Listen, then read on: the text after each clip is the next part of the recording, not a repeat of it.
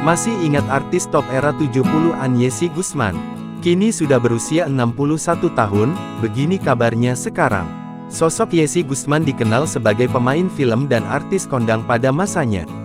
Puncak popularitasnya meroket dan mulai dikenal di era 1970 hingga 1980-an berkat kesuksesan film Gita Cinta dari SMA 1979 karya Eddie D.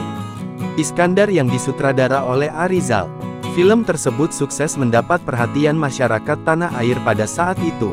Sepanjang karirnya Yesy Gusman tercatat sebagai aktor yang paling banyak menerima penghargaan saat usianya masih 18 tahun. Tapi perjalanan karir dalam dunia peran film terhenti dan dia memilih melanjutkan pendidikan sekolahnya di luar negeri. Ia diketahui menempuh pendidikan di salah satu universitas ternama di Amerika Serikat.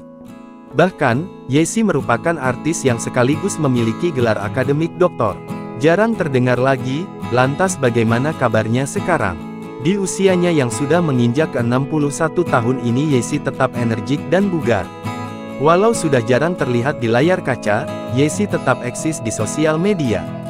Menilik akun Instagramnya @yesy_gusman, dirinya kerap aktif membagikan momen beraktivitasnya sehari-hari.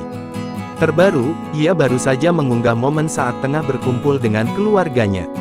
Ia juga kerap memposting foto-fotonya di masa lalu.